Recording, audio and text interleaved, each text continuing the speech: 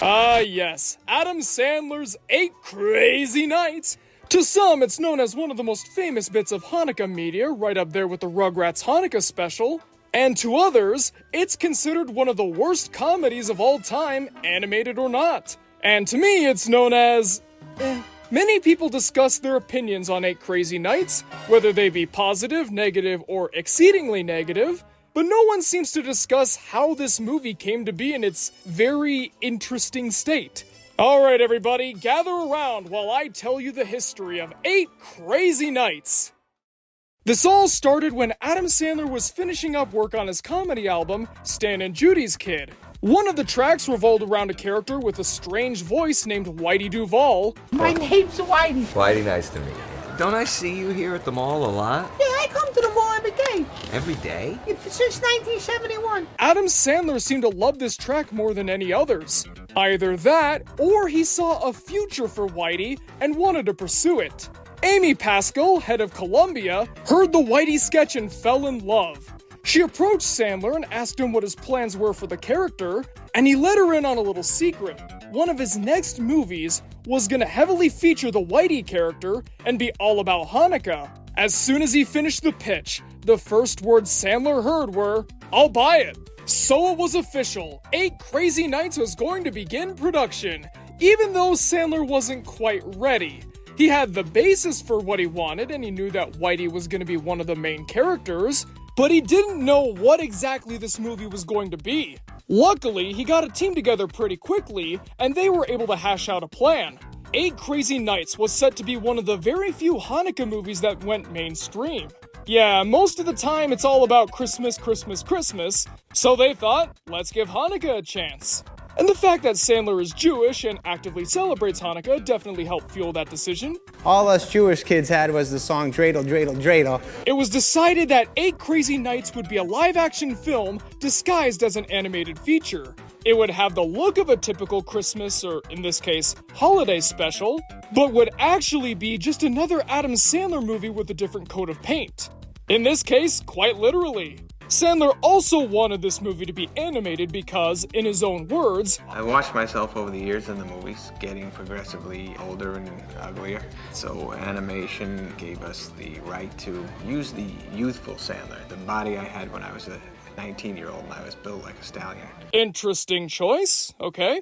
Early on, it was also decided that the discussion of Hanukkah and its themes would take a backseat to the characters and, of course, the signature style of Adam Sandler raunchy adult humor, which would not be going away and, in fact, would increase in volume with this new animated format. Thanks for sharing the holiday spirit, Psycho. When deciding who this movie would be for, there was a little bit of friction, but not amongst the cast and crew.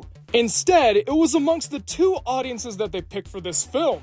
The general family audience that's looking for a holiday special, and late teen to early 20s men who wanted to laugh at anything that's disgusting, violent, or taboo.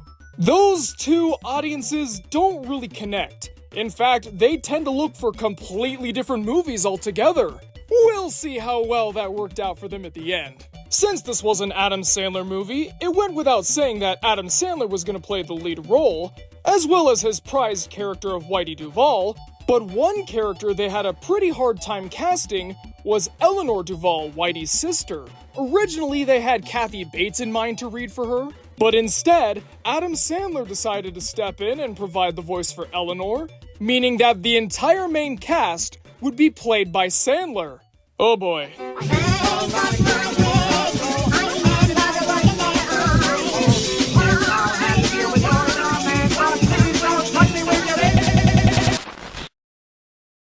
8 Crazy Nights originally started off a lot more intense. There were more gross-out moments, violent outbursts, inappropriate language, but as time went on, it got trimmed down to have more focus on the story. That, and also to make sure that they didn't get an R rating. In order to appease the family-friendly crowd that they so desired, they knew that if they were rated R, nobody but the usual Sandler base would buy tickets. Also, fun fact, the infamous product placements that are seen all throughout this movie were apparently not sanctioned by the companies. According to director Seth Kearsley, they just got a list of any company who'd be okay with appearing in this film, asked for permission, and then they went in. This is especially strange considering that the budget was one of the biggest concerns. The executive producer in charge, who has thankfully gone unnamed, had no idea what they were doing. Money was being spent left and right, the schedule was out of whack, and for the most part, the people behind 8 Crazy Nights weren't sure that it was going to come out at all. There were even some moments in production where they felt that shutting everything down would help them save money, as opposed to dragging this thing on for many more months, getting themselves deeper into the red. Thankfully though, the studio stepped in and replaced the executive producer with a new one, and things finally got back on track.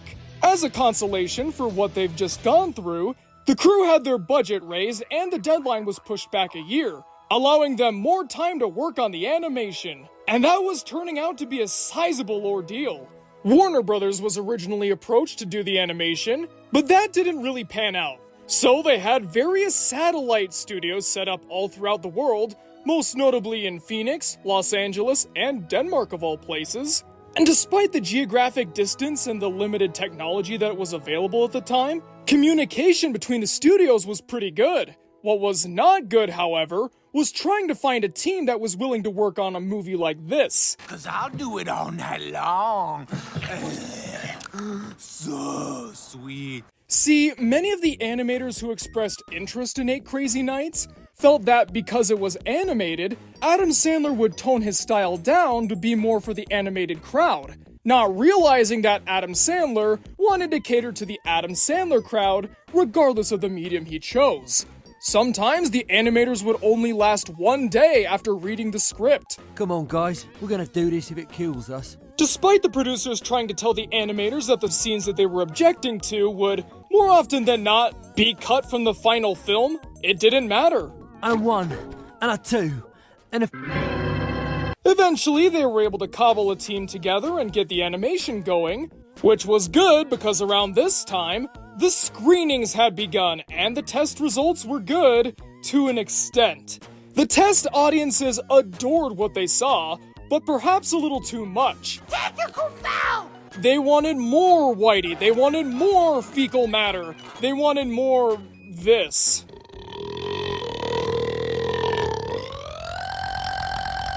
The producers were getting a little worried. Including too much raunchy material would get them that R rating, and having too much Whitey, especially early on in the film, would scare the casual audience away. In exchange for increasing Whitey's role and making his voice more annoying, one of his songs, At the Mall, was cut.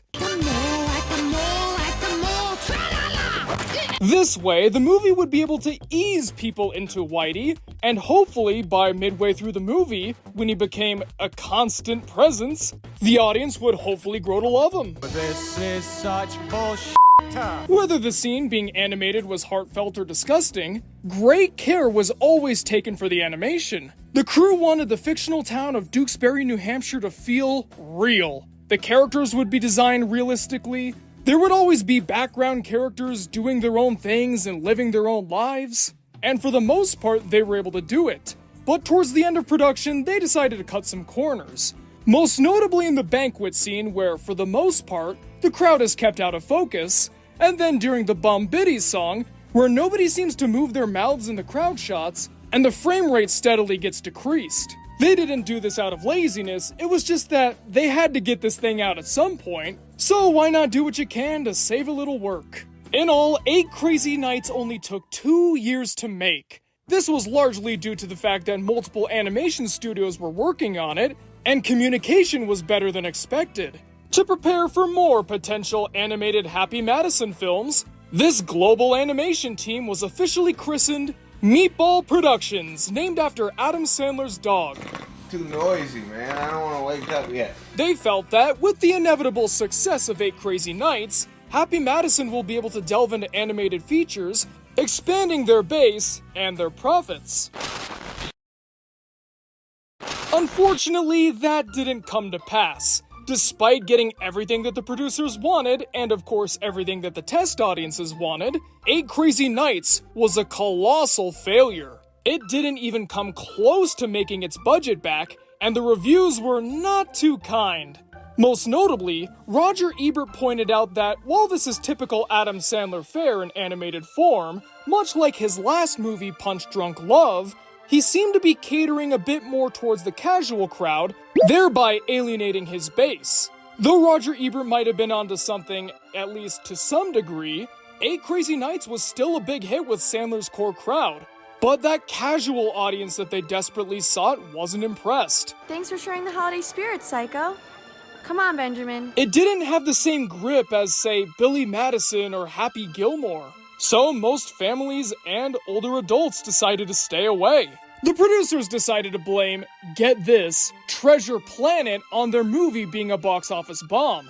According to them, these were 2 traditionally animated movies that were released on the same day and had the same audience, so naturally they split their profits. No. Treasure Planet, for all intents and purposes, is a family film. 8 Crazy Nights tries to be one, and is actually just another Adam Sandler flick. Also, Treasure Planet also bombed at the box office, and adjusting their net losses, 8 Crazy Nights actually did better than Treasure Planet. The real reasons that this movie bombed were the bad reviews, and the fact that it was released the same weekend as Harry Potter and the Chamber of Secrets.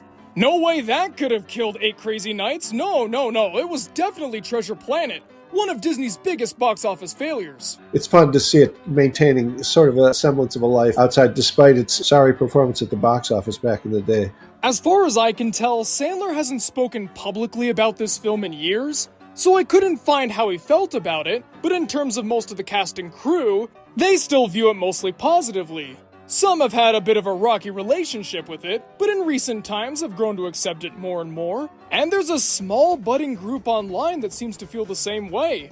Either they find it legitimately great from beginning to end, or they decide to overlook some of the less intriguing parts, let's just say, and focus on the solid story that the movie presents. I don't know, for me I like the story and the songs and that's about it. But if you like it, or not, have fun with however you feel. And that, my friends, is the story of 8 Crazy Nights, which took 2 crazy years to make. Oh, come on, it was clever and you know it.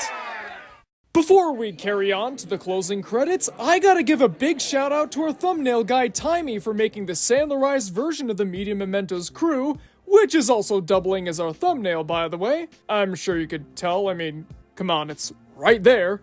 But yeah, there's me, Billy, V, Kavika, and who else but Zane. Not only do I find this very enjoyable to look at and of course, artistically well made, it also taught me a lot of interesting things about my crew. For example, the fact that Billy is actually V's son. I never knew. Fanfiction writers, I'm begging you, please do not act on that. But yes, well done, Timey, well done.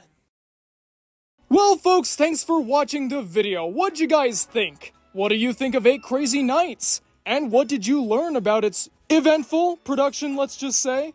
Comment below and let me know because I'm always excited to hear what you guys have to say. And now it's time to thank our wonderful Patreon people, starting with our Masters of Fate. Chan 11, Drew the Stew, Elisamir Rogers Archer, Kev Messick, Platinum Bass, Quiet Chap, Ryan Williams, Timey, and Woody Woo. And now our executive producers, Albert Robinson, Blackjack, H.R. Huffman, Indiscreet One, Leaf Storm, Ravioli Supremo, Unkale, and who else but Zane. If you too would like your name read at the end of every Media Mementos video, then why not consider donating to the Patreon? There's a fancy little link in the description below for you to check out. And if you want to get more involved in the Media Mementos fan community, there's a link to the channel's Discord server as well. Feel free to stop on by and say hello.